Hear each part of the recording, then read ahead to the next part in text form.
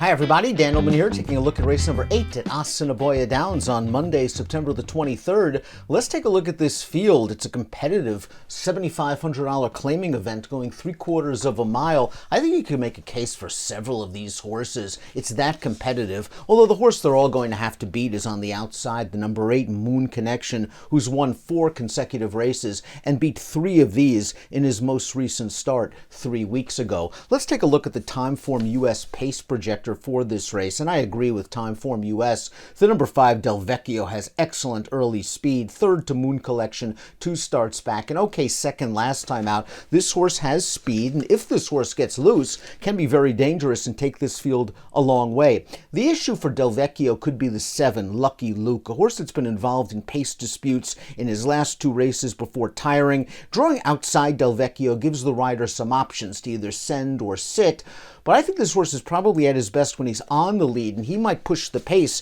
set by Del Vecchio, and that could set things up for stalkers and closers. Horses like the 3 Starship Chewbacca, who might find a good catbird seat. Of course, a horse like the 8 Moon Connection, one of his best assets is his tactical speed. Let's start things off with the number 1 Spire, who's coming out of a pretty fast race, won by Moon Connection. Tried to rally from off the pace that day while racing down inside, gave an even performance. Ever since winning 4 starts back, the Beyer speed figures have been slowly decreasing. What I like about Spire is that he can take advantage of a fast pace. He is more of a one-run closer than anything, and he might be one of the best true closers in this race. Plus, he likes to win races. He's won 14 in his career. He'll probably have to find the best form that he showed earlier this Assiniboia Downs meet, but Spire can be counted on to give a late run, and it's a square price on the tote. Now, the number 2 Far Beyond, unlike Spire, does not have a very enviable record. He is only 3 for 38 lifetime, lots of seconds, lots of thirds, and he hasn't won a race in a long time. You have to go back till 2022. But he is in good form. Let's watch his most recent start. I didn't think this was a fast-paced race, and he was in between horses on the backstretch and bounced around a little bit in and among entering the turn. He swings to the far outside. He comes with a good strong kick to just miss by a head to Yola. Probably in 1 or 2 more strides Far Beyond gets there. So while he hasn't won in a while, and while he does often settle for minor awards, he's hit the board in his last 4 races without winning. I do think he can get a good trip if this pace is hot, and 7-1 on the morning line seems fair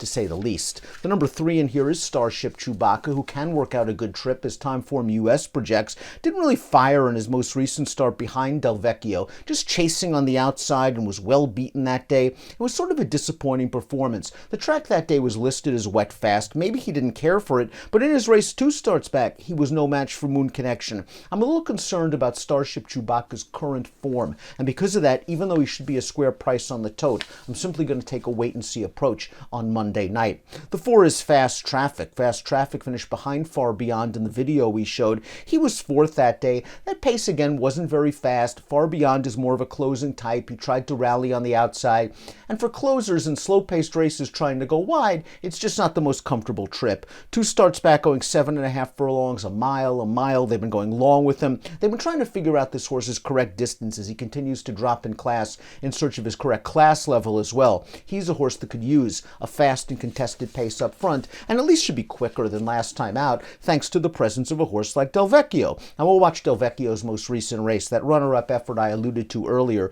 He showed good speed, he was able to clear off to the lead, and he was simply second best. This is a horse that's been honest for a very long time at Assiniboia Downs. He's been first or second in 23 of 45 starts, and again, as I said earlier, if this horse is able to get a lead and a breather, he can be tough to catch. He hasn't won a race in a while. You have to go back to last summer, but Del Vecchio's speed makes him dangerous. He's 4-1 on the morning line. Gallant Oak is the number 6, and Gallant Oak was just wired last time out, going a mile, a race that might have been a little bit too tough for him. The pace wasn't necessarily fast. He tried to make an outside move into the pace on the turn, and then he tired. I'm willing to give him a mulligan for that race. I don't think it was bad at all, because when he was making his move, the pace happened to quicken up, and I just think it was too much for Gallant Oak to sustain that run against a pace-setting winner that had it easy for the first half mile. He's going to cut back to a sprint, and he's had success in sprints in the past. But like some others in this race, this is a horse that often settles for minor awards. 14 times out of 37 in his career, he's been second with only 4 lifetime wins. Turning back in distance, he might be out-sprinted a bit in the early portion of this race, but I do think Allen Oak fits with these horses given the right race flow.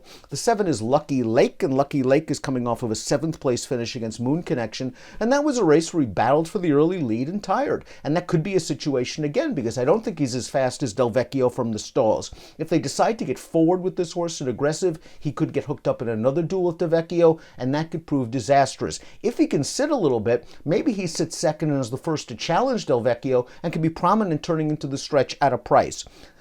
Either way, I think that Lucky Luke is going to be in tough from a race flow standpoint. Chasing Del Vecchio, he'll have to reel that horse in and then hold off the quality closers. He last ran August the 26th, was listed as a vet scratch at the Downs on September 11th. And here's Moon Collection winning his 4th consecutive start. He looked pretty good doing so. The pace was solid in this race, going 5.5 furlongs. He was right up close, and he eventually forges on by, as I mentioned, to beat 3 of these. He's just been in razor-sharp form. His Beyer speed figures speak for themselves, and he's a deserving morning line favorite. He draws outside. He probably will follow Lucky Luke out of there and try to sit a stalking trip, very similar to the trip he enjoyed last time out.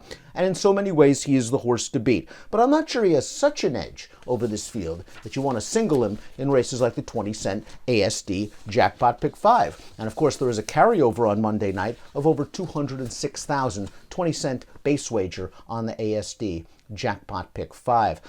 Let's take a look at my top selections for race number 8 at the Downs. I know he doesn't like to win very often, but I'm going to go with the number 2, Far Beyond. I don't think he needs to be so far behind in the early portion of his races. He showed last time out he can be more tactical. One more stride he gets up, and I think he can work out a decent trip in here. I think he's slowly knocking on the door, and he's going to be a square price at post time. Moon Connection, the 8's the horse to beat. I'm going to try to bet the 2, Far Beyond, in race number 8 at Assiniboia Downs on Monday. Good luck.